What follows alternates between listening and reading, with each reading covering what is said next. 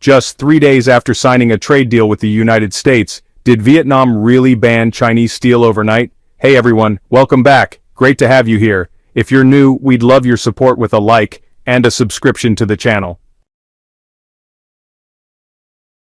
May 6, 2025 seemed like just another regular day, but it turned out to be a game-changing moment in global trade. Vietnam, which had relied on China for 72% of its hot-rolled steel imports, suddenly hit Beijing with a shock move, an anti-dumping tax of up to 27.83% on imported Chinese steel, an unprecedented rate. This wasn't just a technical trade measure, it was a bold declaration of economic independence. Behind this dry number lies a complete reset of the rules, a three-dimensional strategy aimed at protecting domestic industry, cracking down on origin fraud, and sending a clear political signal to the United States. Only a few days earlier, Vietnam had signed a trade deal with America. Now, it had moved from defense to offense, from passive observer to active player, rewriting the playbook on how smaller countries can shift the balance in the global steel war.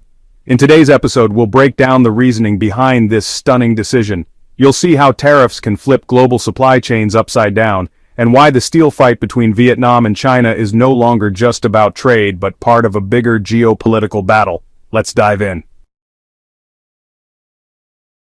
On May 6, 2025, Vietnam's Ministry of Industry and Trade made a surprise move by slapping a 27.83% anti-dumping tax on hot-rolled steel imports from China.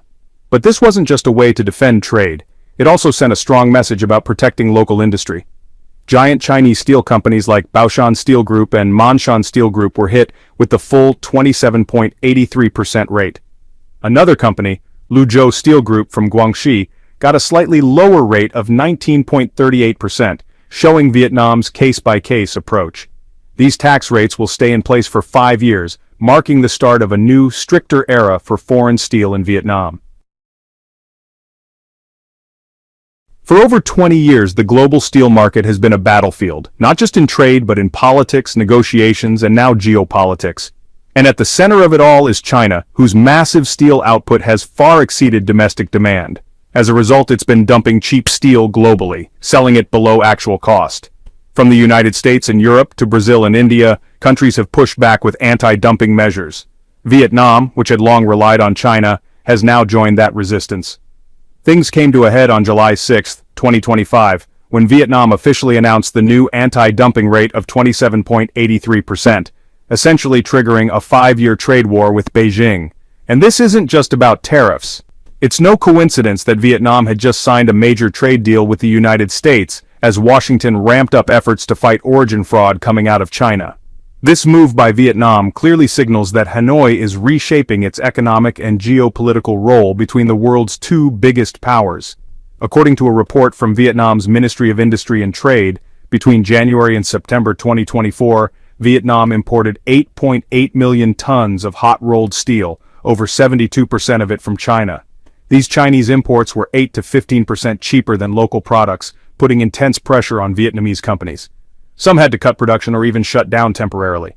There's also growing concern that Chinese steel is being disguised as Vietnamese to be re-exported to third countries, especially the United States, which has heavy tariffs on Chinese steel, but exempts some Vietnamese imports. That's turned Vietnam into a potential backdoor for Chinese goods, a dangerous loophole.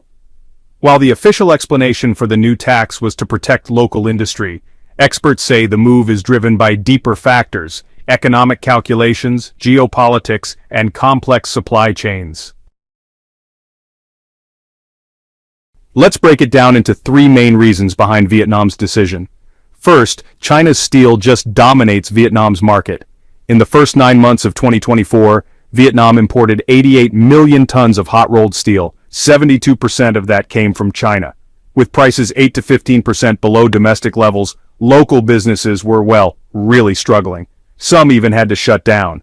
Then there's origin fraud and, U.S. pressure. Chinese companies have been routing steel through Vietnam to avoid U.S. tariffs. But the U.S. has warned about this multiple times, especially in the steel industry.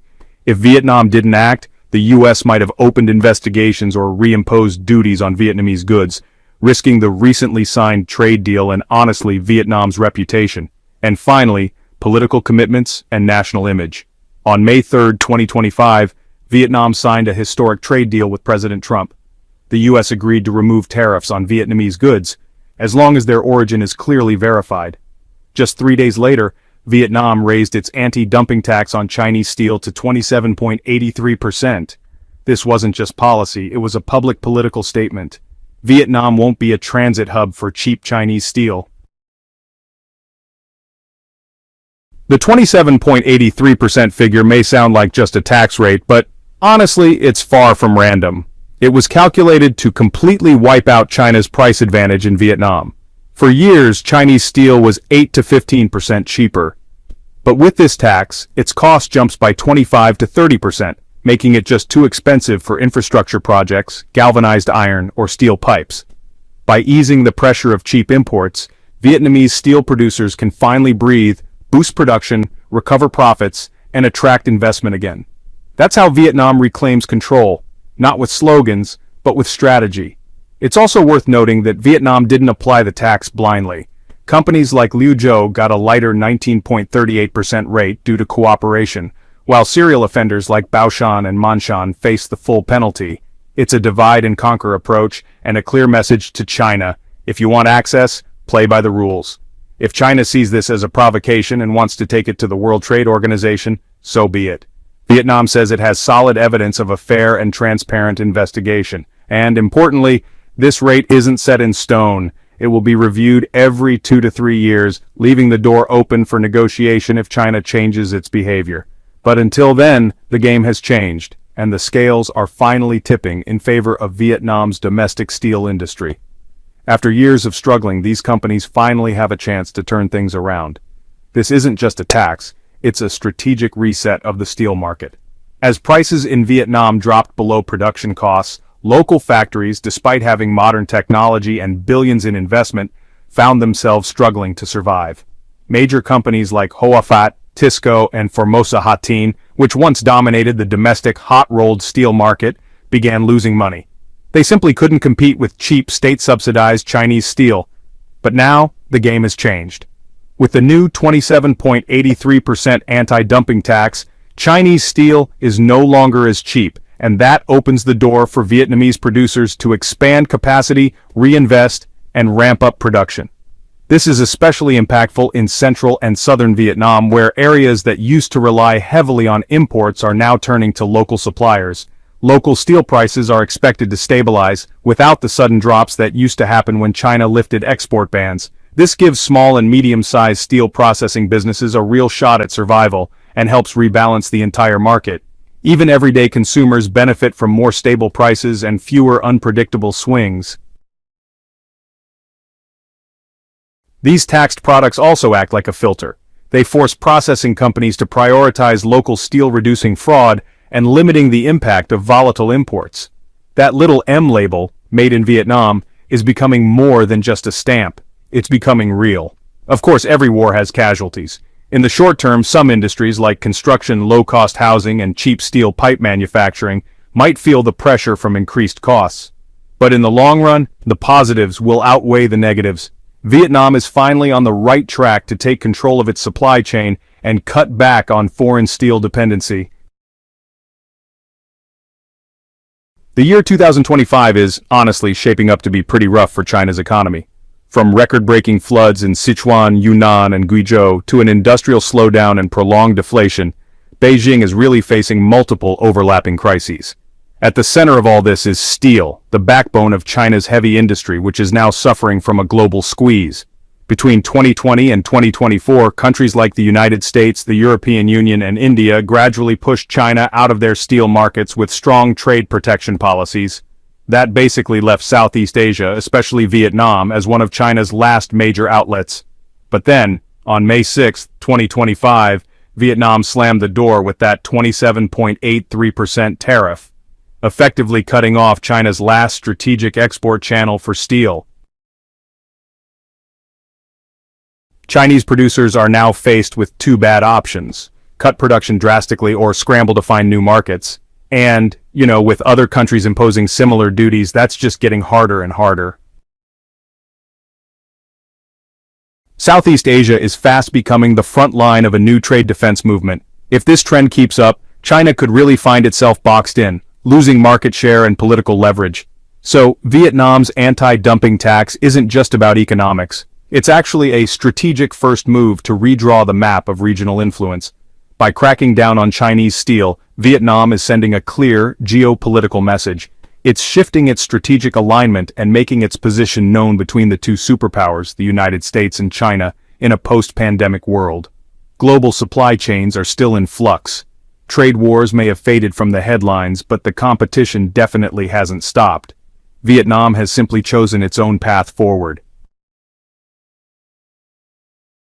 Since 2022, as Washington has tried to pull supply chains out of China, Vietnam has moved ahead with a proactive trade strategy. It's no longer just playing defense, just trying to stop dumping, but is now on the offensive, really setting the agenda.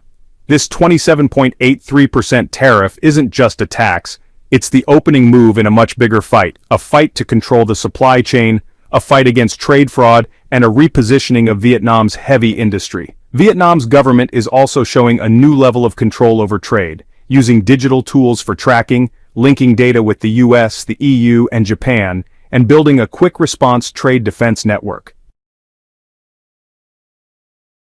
The impact of this decision goes far beyond steel. It's setting a precedent for other industries, like agriculture, chemicals, electronics, and aluminum. A lot of these sectors are already struggling with rising import prices, and may soon need similar strategic intervention. And honestly, this is just chapter 1 of a new national strategy. Think of what Japan and South Korea did in past decades. Instead of retaliating with currency manipulation, they invested in high-tech steel, advanced manufacturing, and value chains. South Korea, in the early 2000s, was also hit hard by cheap Chinese steel, but responded with non-tariff barriers, better logistics, and trade agreements like KORUS to boost exports. Vietnam is now on that same path. It's building coastal industrial zones, streamlining tax and regulatory systems, and digitally linking origin tracking and customs data. This isn't just about defending local industry. It's about building a sustainable industrial future without relying on cheap Chinese prices. Vietnam now has a historic opportunity to go from being dependent on Chinese steel to becoming a strategic manufacturing hub in Asia. In a post-pandemic era, the rules have changed. And this move isn't just about money, it's a geopolitical declaration of independence, a bold message to the world that Vietnam is no longer just a transit point, but a key player ready to lead. Thanks for watching. Don't forget to subscribe, like, and drop a comment. Stick around for more insightful videos.